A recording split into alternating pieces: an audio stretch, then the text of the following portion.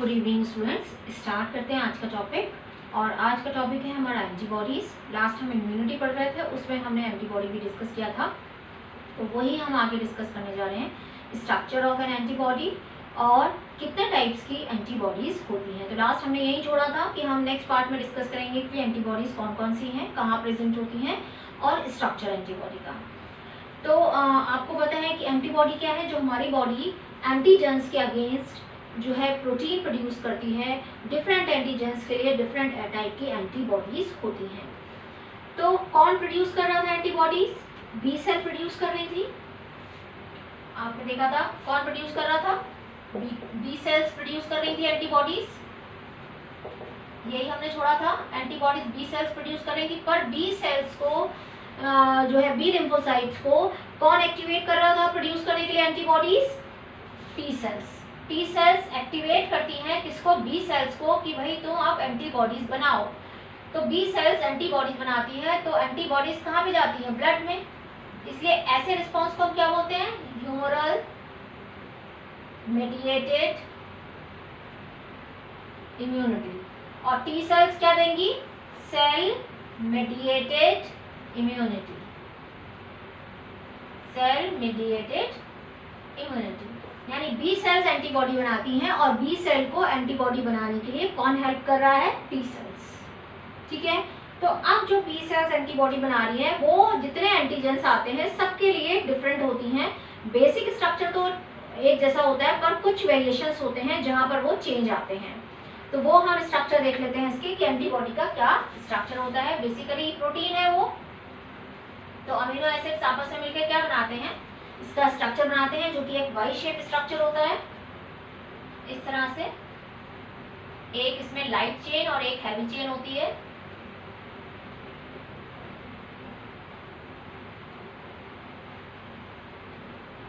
तो ये क्या है?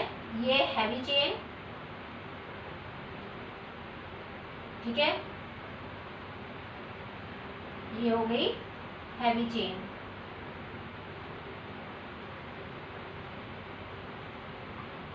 अब आ जाती है इसमें लाइट चेन।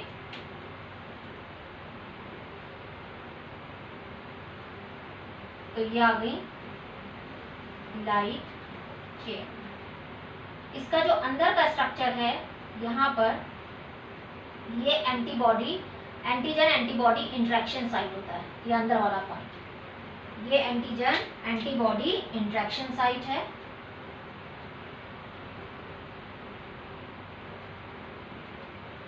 ठीक है, तो ये है लाइट चेन। लाइट चेन और ये वाली साइट है एंटीजन एंटीबॉडी इंटरेक्शन साइट। ये जो साइट है ये एंटीजन एंटीबॉडी इंटरेक्शन साइट है। और यही वाला जो पोर्शन है, खाली इतना पोर्शन जो है, यही सब में चेंज होता है। यही जो होता है वो चेंज होता है पोर्शन, इतना पोर्शन।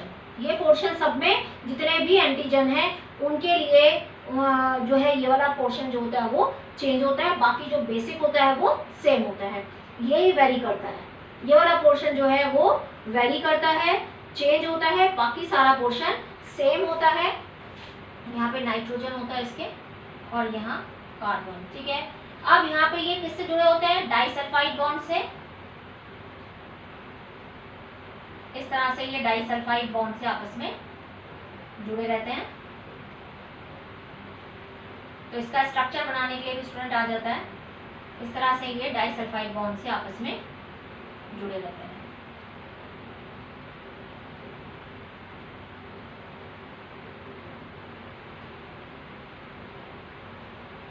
यहाँ पर दोनों साइड।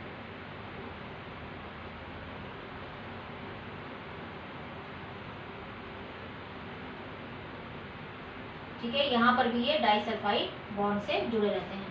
तो इस तरह से ये दो लाइट चेन होती है और दो हैवी चेन होती है। तो जो वेरी करता है सबके अंदर, वो कौन सा पोर्शन वेरी करता है? ये वाला पोर्शन वेरी करता है। बाकी जो नीचे वाला पोर्शन होता है वो सेम रहता है। तो इसमें दो लाइट चेन है और दो हैवी चेन है, तो इसको हम H2L2 भी बोलते हैं। क्या बोलते हैं? H2L2, यानी दो हैवी चेन और दो लाइट चेन।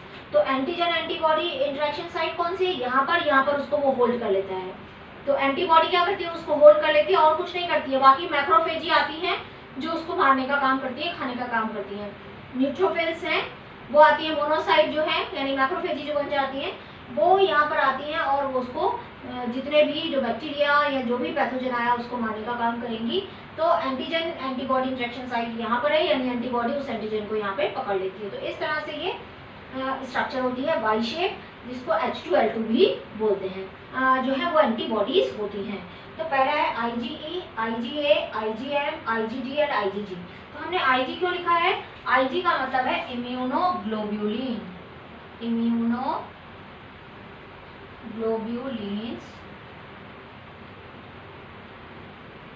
इम्यूनोग्लोब्यूलिन्स और इसको शॉर्ट में हम IG से रिप्रेजेंट करते हैं। इम्यूनोग्लोब्यूलिन्स यानी एंटीबॉडीज को हम क्या बोल देते हैं, इम्यूनोग्लोब्यूलिन्स, और शॉर्ट में हम उसको IG से रिप्रेजेंट करते हैं।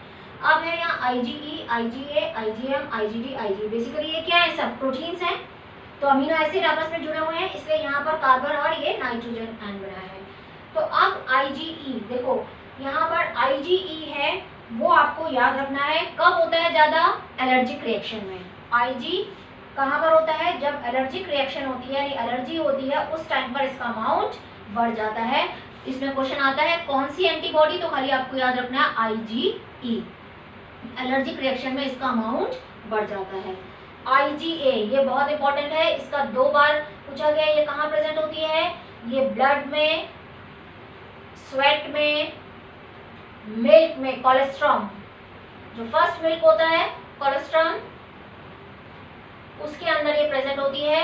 और ये अभी आप आगे पढ़ोगे पैसिव इम्यूनिटी में, मदर मिल्क जो होता है, जो फर्स्ट इनिशियल डेज का मिल्क होता है जिसको कोलेस्ट्रॉम बोलते हैं, उसके अंदर प्रेजेंट होती है और बेबीज को इसी की वजह से इम्यूनिटी मिलती है।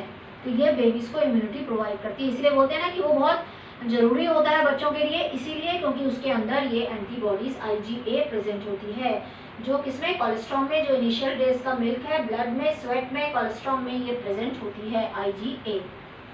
IgM बेसिकली तो आपको ये दोनों याद रखनी है, ये आपके सिलेबस में है NCERT में, फिर भी मैं बाकी भी आपको बता देती हूँ। IgM, M से याद रखो मोटी, यानी सबसे जो बड़ी है वो IgM है, सबसे लार्जेस्ट, ये कॉम्पिटिटिव एग्जाम में क्वेश्चन आ जाते हैं। तो IgM सबसे बड़ी है, लार्जेस्ट है, और ये कहाँ, इसका क्या फंक्शन होता है, ये जहाँ पर इन्फेक्शन होता है सबसे पहले इन्फेक्शन साइट पर पहुँचती है और वहाँ पे जाके मैक्रोफेजी को एक्टिवेट करती है कि भैया इसको खा लो, जो भी पैथोजन आया है इसको खा लो। तो IgM यानी मोटी से, उसको M से याद रखो, M का मतलब मोटी नहीं है बट उससे याद रख लो कि ये लार्जेस्ट होती है और जाके मैक्रोफेजी को एक्टिवेट करती है। IgD ये बी सेल के मेम्ब्रेन पर प्रेजेंट होती है, बी सेल की मेम्ब्रेन पर प्रेजेंट होती है एज ए रिसेप्टर, ठीक है।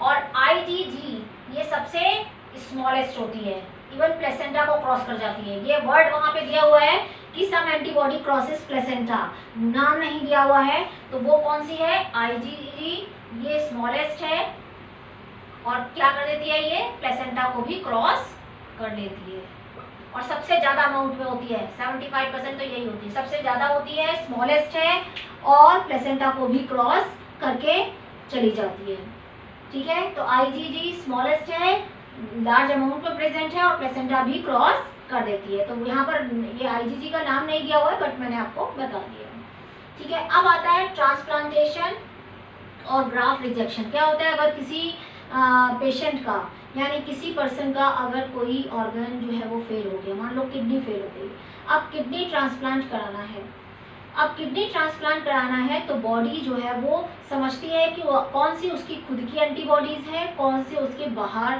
का कोई ऑर्गन है या टिश्यू है, तो वो किसी भी फॉरेन एजेंट को बॉडी के अंदर एक्सेप्ट नहीं करेगी।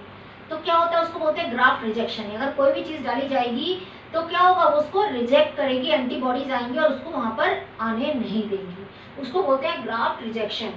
तो ट्रांसप्लांटेशन जब किया जाता है तो या तो ट्विंस से लिया जाता है, अगर ऐसा कुछ है तो किसी को अगर कोई ट्रांसप्लांट कराना है तो बॉडी क्या करेगी, पहचानती है कि खुद की कौन सी सेल है और बाहर कौन सी सेल आई है, तो वो उसको बाहर भेजेगी। हमारा जो डिफेंस मैकेनिज्म है वो इतना स्ट्रांग है कि बाहर की किसी चीज़ को एक्सेप्ट नहीं करेगा, वो पहचानता है कि कौन सी उसकी बॉडी की चीज़ है और कौन से बाहर से आई है। तो ग्राफ्ट रिजेक्शन हो जाता है। तो इसलिए कोशिश की जाती है कि अगर कोई ट्विंस हैं तो ट्विंस से लिया जाए, एक पर्सन का अगर खराब हो गया तो दूसरे से लिया जाए, या सिबलिंग्स यानी बहन भाई से या पेरेंट्स से। अगर इनमें से नहीं मिलता तो क्लोज रिलेटिव से, ताकि मिलता जुलता होना चाहिए, नहीं तो बॉडी एक्सेप्ट नहीं करेगी। फिर वहाँ पर क्या क्या कराया जाता है, टिश्यू मैचिंग कराई जाती है, ब्लड ग्रुप मैचिंग कराई जाती है, सब कुछ कराया जाता है, नहीं तो ग्राफ्ट ट्रांसप्लांटेशन नहीं हो पाएगा, बॉडी उसको रिजेक्ट कर देगी। इसके अलावा ये सब करने के बाद भी इम्यूनो सप्रेशन देना पड़ता है।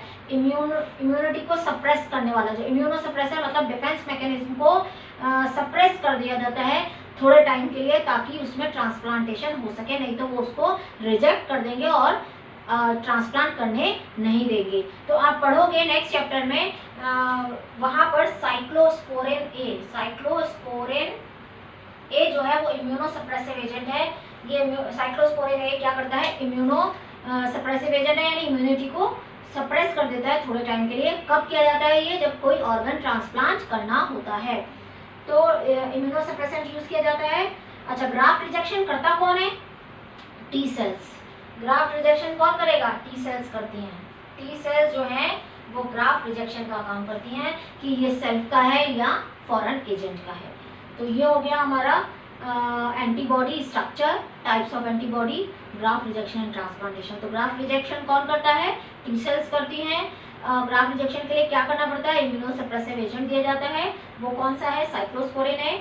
एंटीबॉडीज में आपको दो चीज़ें याद रखनी है, आईजी एंड आईजीई, दो के नाम तो आपको याद रखने ही हैं, बाकी के चाहे आप करो या मत करो, बट ये बाकी के आपको कॉम्पिटिटिव हिसाब से चाहिए तो वो आप याद कर लीजिए, क्योंकि इस पर क्वेश्चन आता है कि लार्जेस्ट कौन सी है, स्मॉलेस्ट कौन सी है, कौन सी प्लेसेंटा को क्रॉस करी जाती है, ये वर्ड है उसमें, एनसीईआरटी की लाइन है बट नाम नहीं है।